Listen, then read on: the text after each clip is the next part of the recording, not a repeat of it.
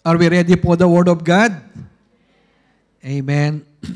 Yung ready na, pwede bang sumigaw ng hallelujah? Yes, Lord, we are ready to hear, to obey, and to do your word for us today. Hallelujah. As you can see on the screen, choose your destiny. Mamili ka sa buhay mo ngayon. Amen? What will you choose? Life or death?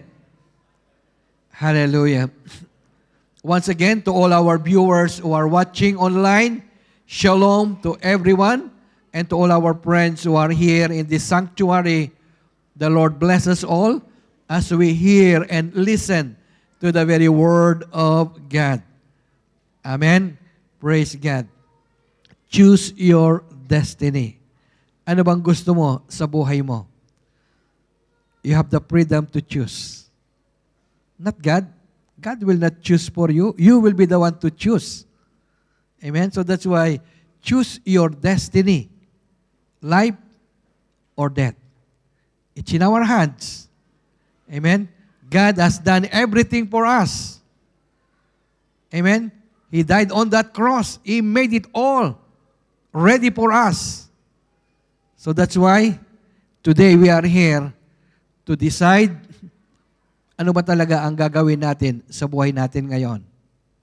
Ganito na lang ba tayo?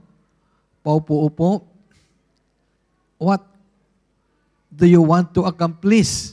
What do you want to become in your life? So at the same time, this is God's challenge for each and every one of us. Amen? Can we all arise as we read the very word of God? Let us read it prayerfully, in faith, and declare it to ourselves. Amen? Sabay-sabay po tayo. Deuteronomy 30:19. I call heaven and earth as witnesses today against you, that I have set before you life and death, blessing and cursing. Therefore, choose life, that both you and your descendants may live. Hallelujah. One more verse, John 10:10.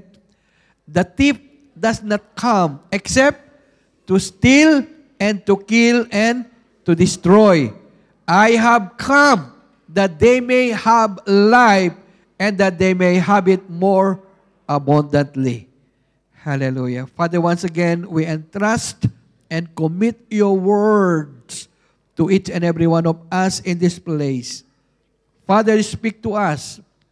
May you open up our eyes that we may see your glory, our ears that we may hear your voice today is speaking to us through your word, and that our hearts and our minds be sanctified, be purified, be cleansed, that we may truly comprehend and understand every word, every message that you will speak to each and every one of us today, so that we and our descendants and all our generations to come, that whatever we decide today, not only us will be affected, but even our children and the generations will affected on what we are going to decide today. Holy Spirit, move in our midst.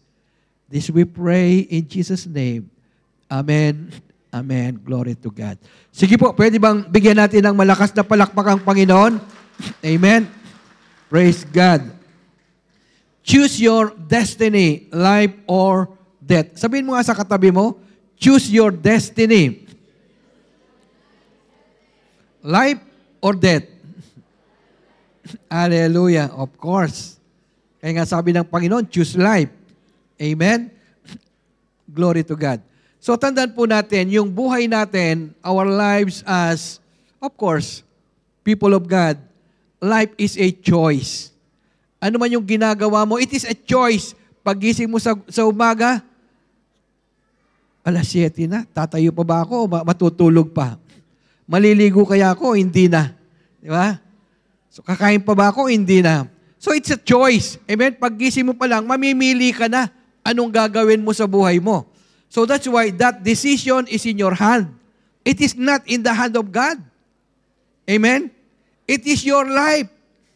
But God has set before us so many things, good things in life for us to choose.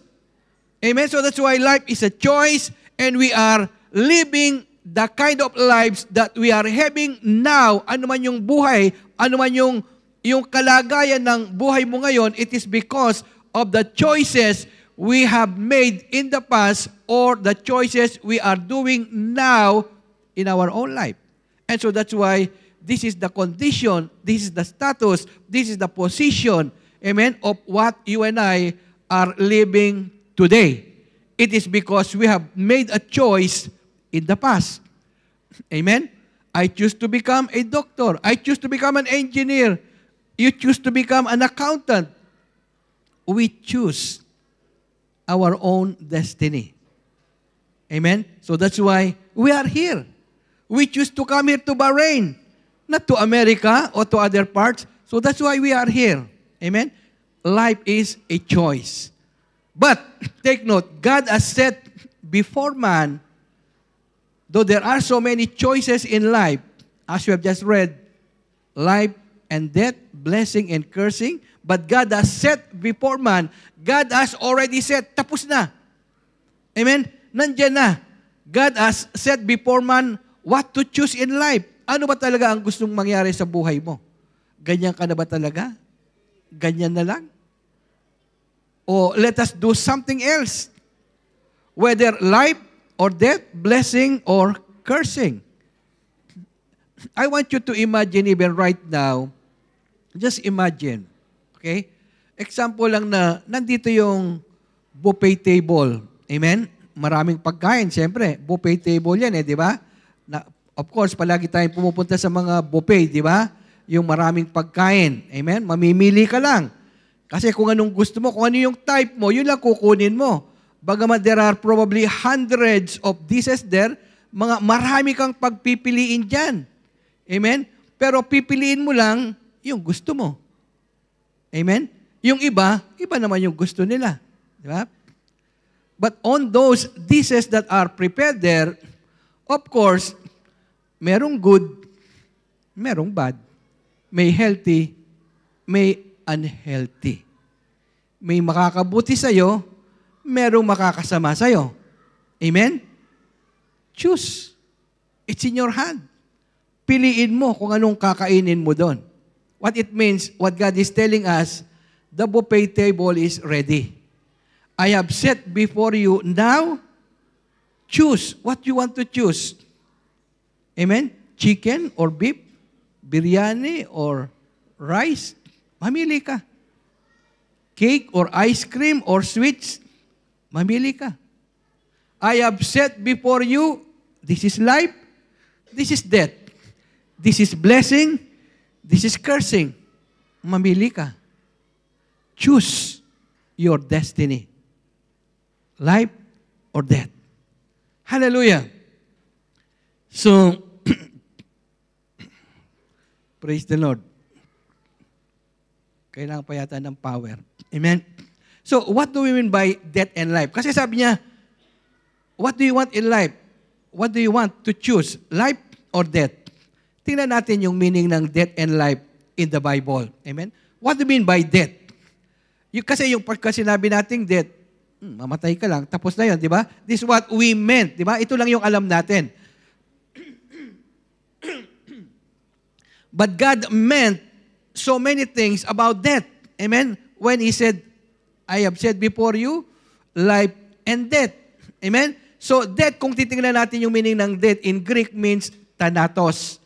It means to the end of physical life, tapos na yung buhay mo, and it can also, it also refers to a spiritual separation from life. Amen? Hindi lang yung mamatay ka physically, but there is what also we call spiritual death. Amen? This is what God is telling us here. So that's why the Bible indicates there are at least three kinds of major death. Actually, there are so many death refers in the Bible, But let us see these three main major deaths. Yung una, alam natin yung physical death, di ba? Kasi lahat naman tayo mamamatay. It is appointed unto man once to die, after that, the judgment day. So makikita natin yung physical death na yan doon sa Genesis 3:19, when God pronounced death because of the sin that they have committed. Amen? So it is part of the curse. Sabi ng Panginoon, mula ngayon, wala nang forever, mamamatay na yung tao from dust to dust. Genesis 3:19. Amen? So physical death, separation of the soul from the natural body. Yung body, maiiwan doon sa grave, yung soul mo, aalis yan. Kaya nga separation di ba? Soul and the spirit, forever immortal yan. Hindi namamatay yung soul and spirit. Namamatay lang yung body. Amen? Kaya magiging dust from dust to dust. Amen? But the soul and the spirit will leave the body. So una yan, physical death. So again, yung soul and spirit, immortal yan. Amen? Pagka nasa Panginoon ka, they will go to heaven. Pagka wala ka sa Panginoon, of course, nasa impyerno. Spiritual death. Spiritual death means separation from God because of sin. You are separated from God because of sin. What it means, wala kang relasyon sa Panginoon. Amen? It's because of sin. Ephesians 2:1, Ephesians 2:5, Isaiah 59:2. Amen? Nandiyan lahat yung mga references. Amen? So because of sin, we were separated from God dahil sa kasalanan. Amen? Spiritual separation. And then, there is also another one, the third one, what we call the second death. Second death, or what we call eternal death, or permanent death. Ito yung separation from God of the unrepentant sinner naman ito. So, amen, it does not refer to you and to me. Amen? Kung tunay kang Kristiyano, hindi para sa ito. Amen? Kasi ang second death or eternal death na sinasabi dito, it refers to the lake of fire. Yun, forever separated from God, amen, in the lake of fire. Amen? Doon sa lake of fire, amen, forever na torture doon. Revelations 21:8. So again, the natural body dies and goes back to dust. Di ba? Alam natin yan. But the soul and the spirit, as I said, they are immortal. Hindi namamatay yung soul at spirit. Kaya nga, pagka yung isang unrepentant sinner, yung isang tao na namumuhay sa kasalanan, pagka namatay yan, yung soul and spirit niya hindi mamamatay, forever torture in the lake of fire forever and ever. Amen? So that's why the soul and the spirit are immortal. They will continue existence. Sabi ko nga, either in heaven or in hell. May reference tayo dyan. 1 Peter 3:4 and Luke 16:23. Amen? So that's why let us choose life. Amen? Ayaw natin doon sa impyerno. Amen? We choose life. So now, what do we mean by life? Na sinasabi ng Panginoon dito. I have said before you, life and death. Anong gusto sabihin ng Panginoon ng life dito? Ang life dito, it comes from the Greek word zoe. Zoe. Zoe means the God kind of life. Ito yung buhay na gusto ng Panginoon na maranasan natin. Hindi lang yung buhay na patay. Buhay ka nga pero wala ka namang ginagawa. Buhay ka nga para kang zombie na hindi mo alam kung anong ginagawa. Anong klaseng buhay yon? That's not the God kind of life God wants for us. Amen? The God kind of life, ang life dito, yung Zoe life, means that rich abundance of life, having that nature of God. What it means, the fullness of love, the fullness of joy, the fullness of peace, that fullness of ability, nandun yung joy, nandun yung peace. That is what we call the kind of life, yung Zoe life that God wants for you and for me. Mamumuhay ka, bagamat maraming problema, pero nakangiti ka pa rin. Masaya ka pa rin. Amen? Hindi ka natitinag ng mga problema.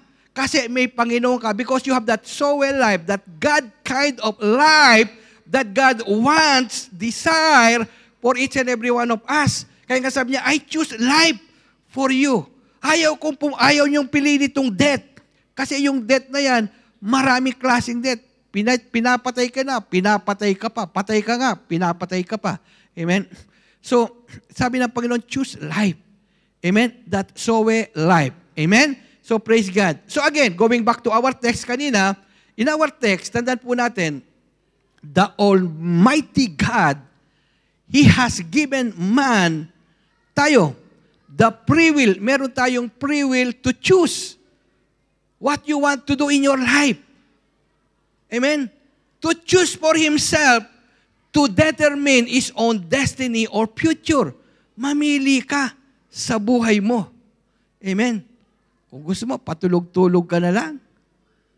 O hindi ka na magtrabaho. Amen? What do you want to do in your life? Gusto mong mag-asawa? O hindi ka na mag-aasawa? You have to choose. Gusto mong magka-boyfriend? O ayaw mo? It's up to you. Gusto mong kumain? It's up to you. Gusto mong healthy food o unhealthy? It's up to you. Amen? So, it's in our hand. So, that's why we must choose the best in life. Kaya nga, ang sabi ni God, choose life. Pilihin mo itong mabuti. Huwag mong pilihin itong mga temptations of the world. Whether is death, whether is suffering, whether is sickness, whether is unhealthiness, huwag mong pilihin yan. Dito ka. Amen? Choose what God wants us to do. What He wants according to His Word, according to His will, according to His ways. Yan ang dapat nating piliin. Amen? So what it means, tandaan po natin, when God given man that free will to choose, what God meant, tandaan natin, God, yung God-given free will, though as we know, God is sovereign, He has all the power. He's almighty, omnipotent, omniscient. He has all the power in the world because He's the Creator. Amen? But yet, the problem here is still, God cannot choose or decide for you. Amen? God cannot force you and me what to decide in this life. Though God wants all men to be saved, so that's why He died already on that cross, but yet, still many people do not believe. They don't choose Jesus Christ. They don't choose life. Amen? God cannot force them. But only God can tell us. Amen? The commandments, the instruction, the Bible is always there. All the commandments of God is there. And it's up to you and for me whether we will obey God or not. It's up to us. But there is consequence, of course. Amen? So, God has given us the free will to choose. Amen? So that's why, again, going back to our text in Deuteronomy 30 verse 19, it presents, anong pinipresent dito? A profound choice, napakalalim na mag-isip ka muna. Where God has already set before humanity, sabi ko nga, nakaset na yan eh. What it means, God has already set the banqueting table. Lalapit ka na lang, mamimili ka kung ano yung gusto mo doon. Amen? So, God has set before us, sabi niya, I have set before you life. Alam natin yung life, di ba? Nakita natin yung meaning kanina. I have set before you death. Hindi lang physical death, merong spiritual death doon. Amen? Death. Blessing or curses. Mamili ka. Of course, but God preference is divine command for you and for me. Sabi niya, choose life. Kung mamimili ka rin, sabi niya, pilihin mo na yung buhay. Piliin mo na, of course, yung maganda. Of course, common sense lang yon, di ba? Common sense lang yon. Pipiliin natin yung makakabuti sa atin. But the problem, sometimes, with our decisions, we are being deceived. Amen? So, God said, choose life so that you and your descendants, your children, and the next generations will live also. Will live, meaning they will have a good life. They will be prosperous.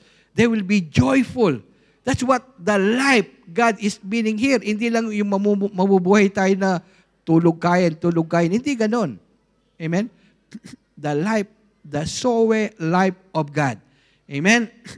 So, take note, God Himself has laid two distinct paths. Nakalaid na yan, di ba? Nakalaid na yan, good and evil. So that's why there are two choices. Kaya nga mamili ka eh. Kasi kung isang choice lang, wala ka nang pipiliin. Kaya nga dalawa. So that's why you have to choose. Kasi may pagpipilian eh. So that's why God has already set, tinapos na ni God.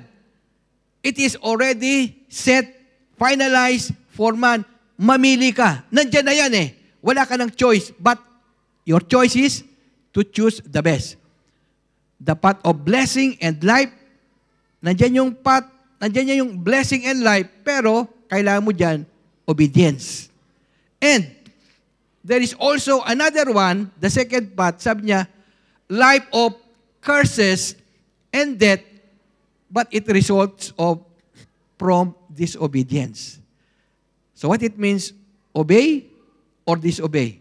Obedience or disobedience. Amen? So your choices today will determine the outcome of your tomorrow. Amen? So kung ano pipiliin mo ngayon, iyan ang ikaw magiging bukas. So again, in all the affairs of man, sa lahat po ng ating mga ginagawa, paggising mo sa umaga hanggang matulog ka, and so on, and so on, and so on, the free will to choose, it's in our hands. Amen? Kung gusto mong matulog ng maaga, praise God. Kung gusto mong matulog ng magpuyat ka, praise God. Bahala ka sa buhay mo. Amen? It's up to us. Amen? So, kasi sa atin, di ba, gusto natin gusto matulog ng maaga kasi I want to be healthy, strong, paggising ko sa umaga. Pero sa atin matigas yung ulo, di ba? Yung iba, saka na lang. Natutulog ng alas 2, alas 3. Parang ako yata yun Praise God. So, we need to choose, di ba? Praise God.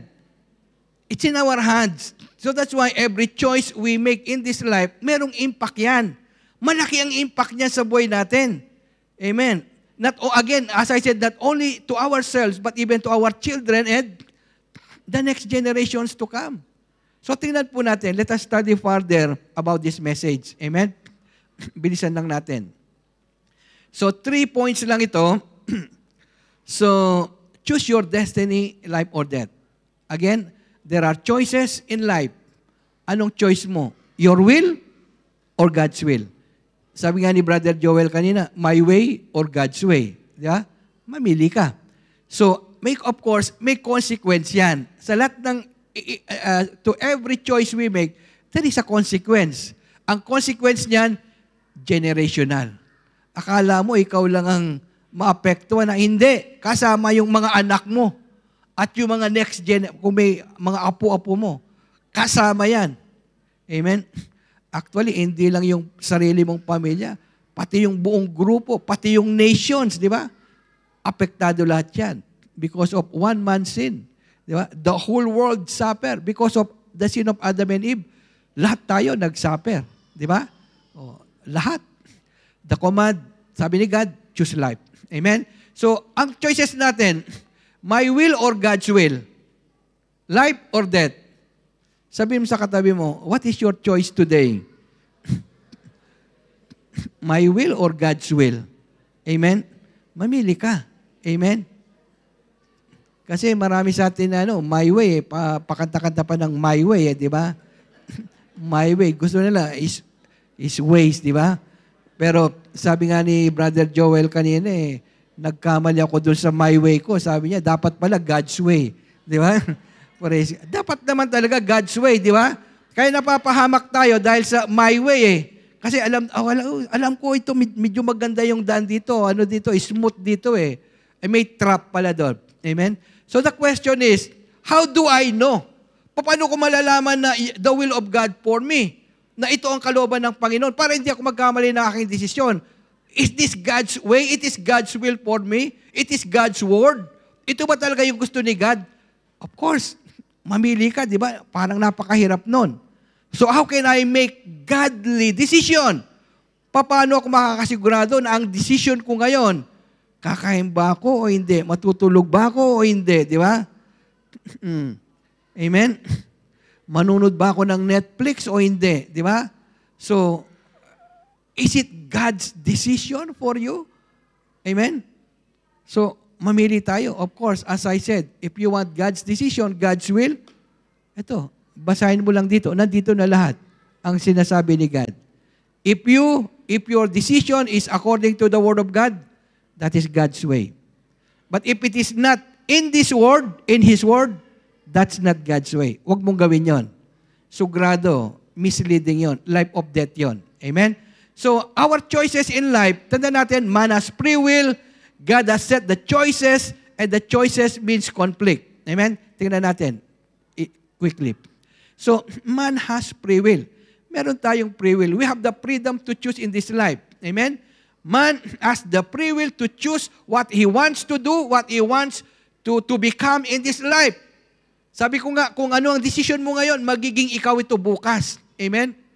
Dahil sa decision mo noon, ngayon, dahil ginusto mo ang mga bagay noon, di ba? So that's why, ngayon, ganyan ka. Tingnan mo yung katabi mo. Amen? Bakit ka nagkaganyan? Di ba? This is serious thing. Amen? This is serious thing. Bakit nagkaganyan ka ngayon? It is because I have chosen these things in the past.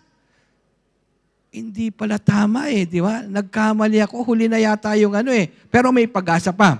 Amen? So that's why, again, you have the choice what to say, what to buy, di ba? Yung iba, mahilig sa buy. Especially mga sale yan, mga sale, di ba? Buy ng buy, di ba? It's up to you, whatever you want to do in your life. Pero may consequence yan, kapatid. What you want to drink, di ba? Praise God sa mga drinks na in-offer sa atin ng Gia Cafe. Amen. Praise God sa buhay ni Sister Eden. Binigyan tayo ng libreng 50, di ba? 50 courtesy of Gia Cafe nung yesterday, di ba? 50 yun, di ba? 50 libre yun to the sabi nga, first early birds. Pero nakita natin yung early birds doon, puro mga red team di ba? Puro mga red team Kaya nga, naunahan tayo sa kape. Kasi they choose to come early. May reward sila. Amen. Nandun na sabi nga ni Sister Eden, yung first early birds, 50, may kape kayo dyan, libre. They choose to be early, so meron silang reward. I choose to be late, sorry na lang sa akin. Amen. Praise God. What you want to choose, you want what you drink, what you eat, even what you wear. Amen? Mamili ka kung gusto mo maging pogi, magsuot ka ng medyo maganda-ganda para mapogi ka, di ba? So, what you choose, whether you will love or you will hate, you will remain single or you will marry. Of course, I'm talking to the mga single ladies dito o mga single pogi men. Amen? You can choose to be healthy or unhealthy. Nasa atin yan. Obey or disobey. Hindi tayo pwedeng pilitin ni God kasi may freedom tayo Amen? Hindi namimilit si God. Why? Meron tayong freedom. Meron tayong free will. So that's why, gusto ba ni God na masave lahat ng mga tao, pero hindi niya pwedeng isave yung willing lang. Yung willing lang. Kasi hindi sa pilitan yung salvation. Amen? So, naunawaan po natin yung free will. Though God is sovereignty, He wants all people to be saved. Kung 9 billion yan o 10 billion ba yan, gusto niya masave lahat yan. Pero only those who choose to receive, to accept, amen? To have faith, yun lang pwedeng makatanggap. Amen? Hallelujah. So, man has free will. So, God gave man the freedom to choose what he wants to become and decide for his own future. Again, as I said, despite of God's sovereignty, He will never, tandaan po natin dito, God will never interfere. God will never force you and me to do God's will. Hindi na mumuwersa ang Panginoon. Amen? He wants a loving response. Amen? To obey His command. So that's why, again, man has the freedom to choose and decide for his own life, for his own future, for his family, for his career, for his health, amen, for his being. Mamili ka. Sabi ni God, it's up to you. Nandyan yung buffet table, mamili ka kung anong gusto mong kainin dyan. Amen? So God Man has the free will. And again, as I said, God set the choice. Sabi niya, I have set before you. Nakaset na yan. The garnishing, the dishes are ready. The banqueting table is full of food. Choose. I have set before you life and death, blessing and cursing. So God has already set na mamimili ka na lang. Amen? Mamimili ka na lang. What it means, hindi mo na kailangang magluto, magtrabaho, mamalengke, di ba? Nandiyan na yung pagkain. What it means, kumain ka na lang. Amen? So, you are free to choose. Again, God will not impose or force man to accept God's will, to accept God's way, to accept God's word. Hindi impose sa'yo ng Panginoon, hindi ka pipilitin yan. Amen? But God will always encourage you. God will command you, will instruct you. Choose life. Ito yung piliin mo. Sumunod ka sa akin dahil nandito yung blessing. Kasi pagka sinuway mo ko, nandito naman yung death and curses. Mamili ka. It's up to you. It's your life. Kung gusto mong pumunta ng langit, sundan mo ko. Kung gusto mong pumunta ng impyerno, bahala ka sa buhay mo. But I have said before you already, it's here now. Choose. Amen? So, however, as I said, despite of all the choices for man, God's preference, ang gusto pa rin ni God, sabi niya, choose life. Ito yung piliin mo. Choose the best for you and for your children's sake. Mamili ka ngayon, kawawa yung mga anak mo, yung generations mo. Dahil sa pinili mo, pumalpak pati yung mga anak mo. Amen? Because of what we have chose in our lives before, napektado, di ba? Apektado yung ating mga anak, di ba? O yung ating mga next generations. Apektado sila. So again, God wants us to obey His word. Why? Para hindi tayo magkamali, so we will not err or make wrong choices or wrong decisions in our life. Dapat hindi tayo magkamali. Anong gagawin natin? Choose God's will, not our will. So that's why even Jesus Christ, when He, on that Garden of Gethsemane, di ba? Sabi niya, Father, may this cup pass over me. Pwede bang alisin mo na lang tong suffering na to? Pero but nevertheless, sabi ng Panginoong Jesus, nevertheless, not my will. Hindi yung kagustuhan ko, but your will be done. Let it be that way. Let God's will be done despite of the troubling or hard situation in our lives. Let it be God's will, not man's will. Not man's way, but God's way. Amen? And of course, when we say choices means conflict. Kasi magdi-decide ka eh. Naglalaban yung dalawa na yung good and evil eh. Amen? Good and evil, death and life. There are two forces that are fighting with each other. Sabi sa inong kaaway, you choose bad. Sabi naman ng isa, you choose good. Di ba? So, choose healthy food. Sabi ng isa, choose unhealthy food. Di ba? So, there are always two forces. But it's up to you. Sabi ni God. Amen? So, what it means, when choices means conflict, dalawang conflicting forces yan na nag-aaway. Pinag-aagawan ka dyan. Amen? What it means, our minds must decide. Ito kasi nandito yung decision eh. Decision maker. But there are two forces that are fighting for you. Amen? Yung isa to destroy you, yung isa naman to give you life, a hope, and a better future. Dalawang pwersa yan. Amen? But our minds must decide. Amen? So that's why it is a conflict. It is a warfare. The battle is in our minds for us to decide what is good. Again, the flesh and the spirit are at war with each other.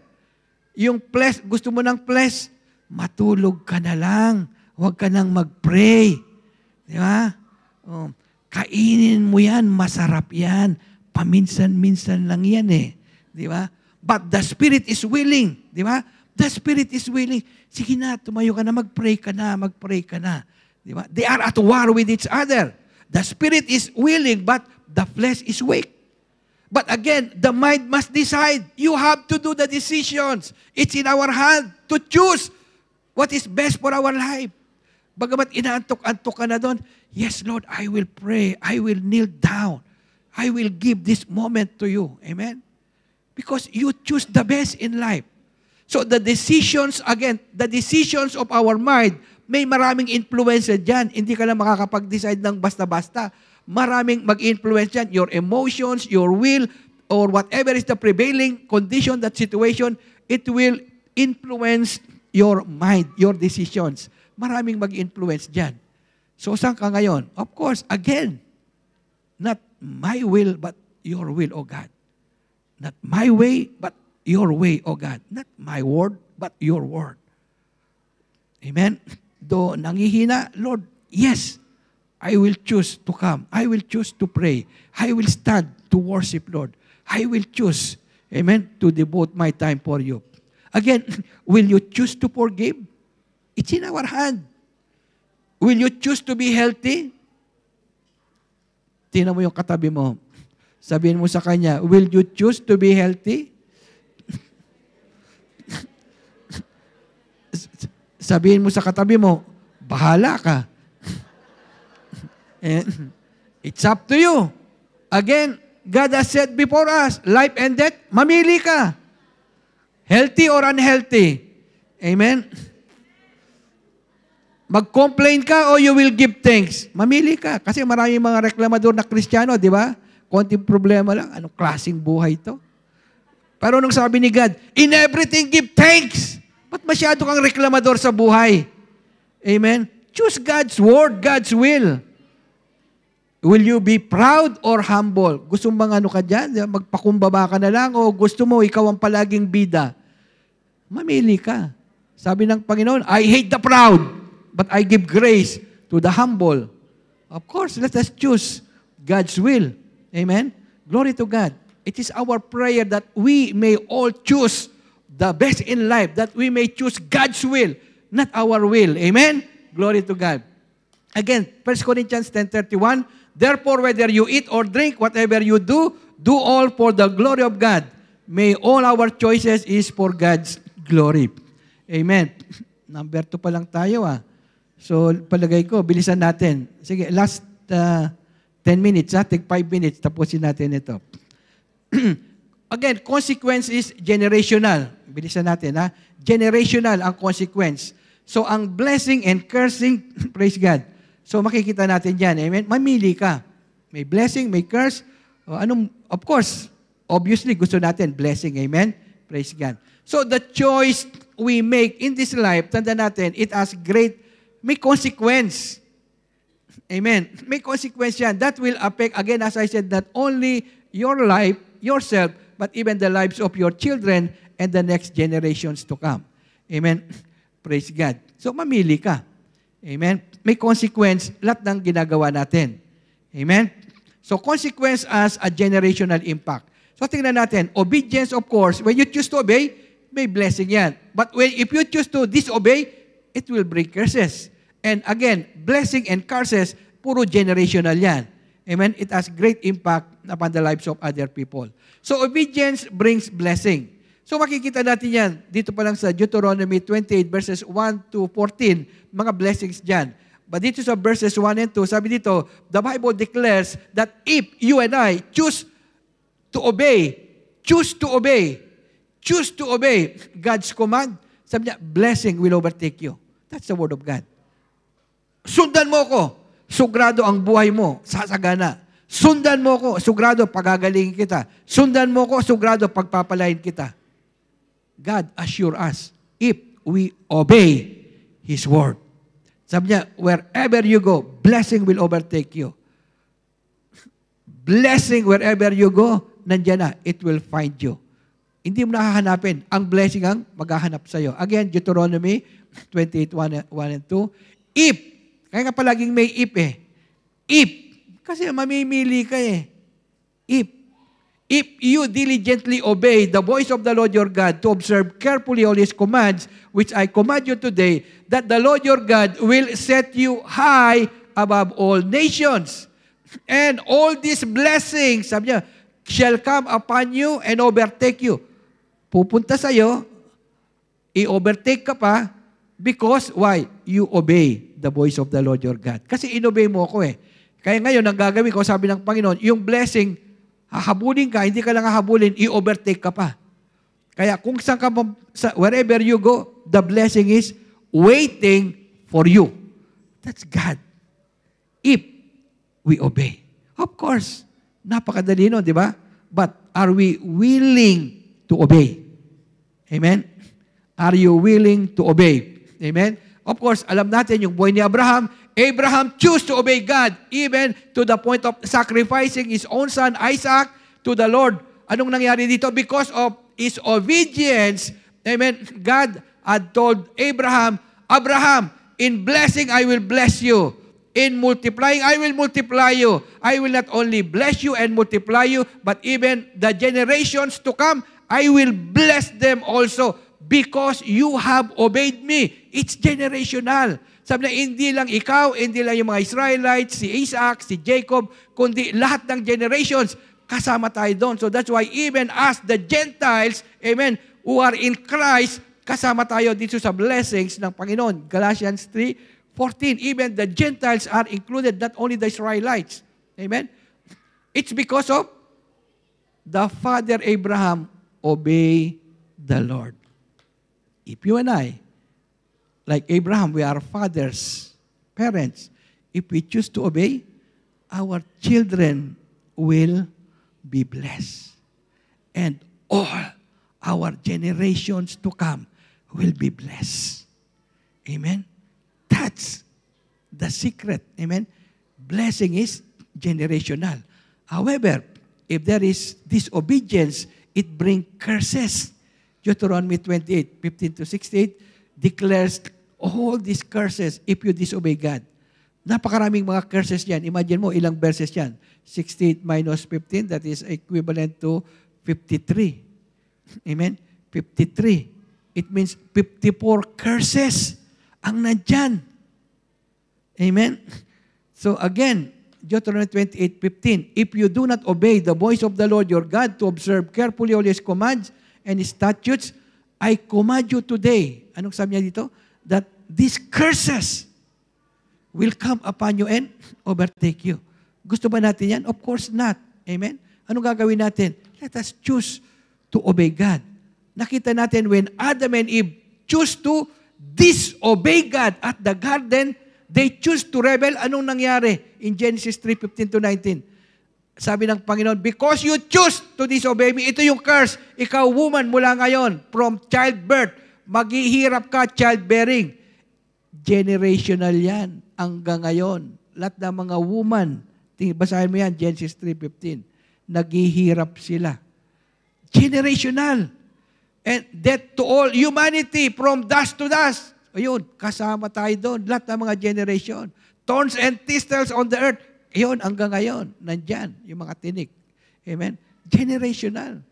Amen? So again, blessing and curses are generational. Yung blessing kay Abraham affected all humanity. Amen? Yung curses kay Adam and Eve affected all humanity. Amen? So again, curses on disobedience. If you do not obey the voice of the Lord your God to observe all His commands, sabi niya doon, these curses will overtake you. Amen? Ba't bumabalik tayo? Amen? So, eto na, finally na tayo. So, last 5 minutes. Amen? The command to choose life. So, ito yung gusto ni God. Bagamat nandyan yung, sabi niya, choose what you choose today. It's up to you. Life and death, blessing and cursing. Pero sabi ni God, my preference, choose life.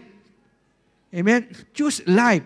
So, God command to choose life. So, God's command, nandiyan yung man's choices. Of course, they are influenced and our mind to decide. So, God, anong command ni God? Anong preference ni God sa atin? Pilihin mo yung buhay.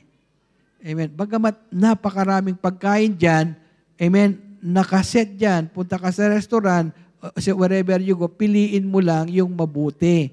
Piliin mo lang yung nakakabuti sa iyong katawan. God's preference for us is to choose life, not death.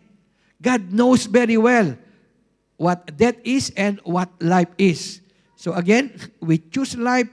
Choosing life is God's will for us, and that is to obey the Lord. Amen? Praise God.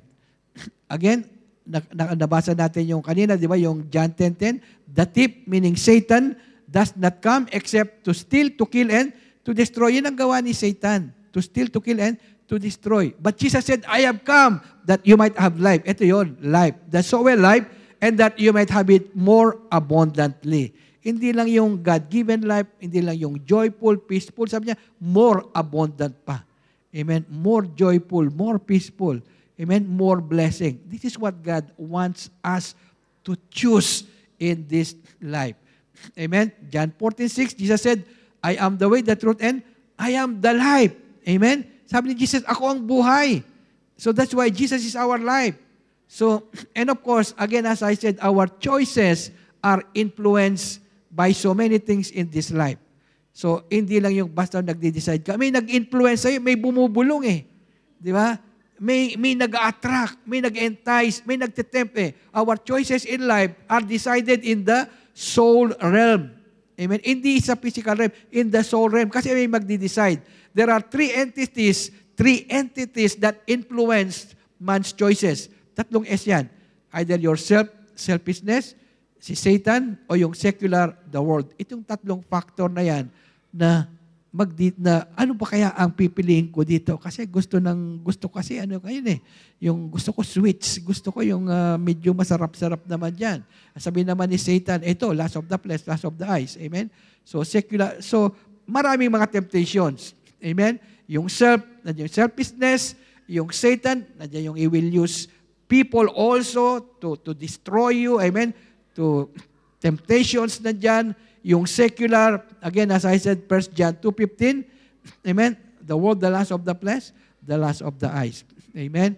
So, the mind to decide, finally. So, our minds will decide what to choose in life. Amen? Whether to obey or disobey.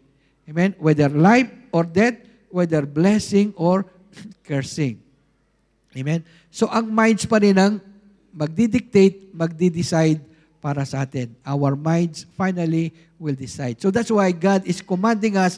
Sabi niya, you must have the mind of Christ para hindi tayo magkamali. Philippians 2:5.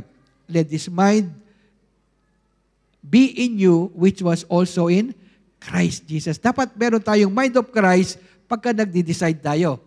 Philippians 4:7, and the peace of God which surpasseth all understanding will guard our hearts and our minds through Christ Jesus. Amen?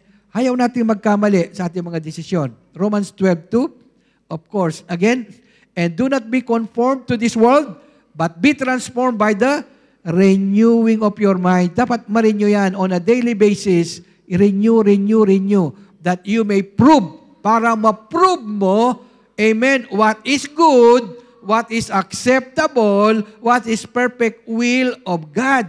Para pag nag-decision ka, when your minds are renewed, the mind of Christ is there, na-transform siya, then you may know, oh, this is good. Oh, this is acceptable. Oh, this is the perfect will of God. Because your mind has been renewed, na-transform. Amen? So that's why let's have the mind of Christ. So again, for us not to make wrong choices in life, we need to renew our minds and to have the mind of Christ that we may prove what is that good, acceptable, and perfect will of God in all our decisions we make in this life.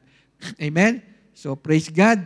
So, nandyan yung summary. Nandyan po yan sa ating program. Please read and bring that program with you. Amen? Let's discuss it also in our Bible studies. Amen? Finally, nandyan yung summary. Amen? Wala dyan kasi sa program. So, kung gusto nyo, picturean nyo yung summary na yan. Amen? So, nandyan po yung summary ng ating lessons. Amen? Praise God. And conclusion, pwede pong matawag natin yung music team para we'll pray. So again, God has given man the freedom, the free will to choose what He wants to do or what you want to become in this life. Mamili tayo. May free will ka eh. Amen? So, but God has already set two paths, dalawa ang pagpipiliin mo lang. Dalawa lang, hindi tatlo. So, madali, di ba? Madaling mamili. Para bang yung multiple choice, 50%, sugrado ka na eh, di ba? Two paths. For man to choose, anong gusto mo? Life or blessing? Curses or death? But God encourage you and me, sabi niya, choose life. Amen?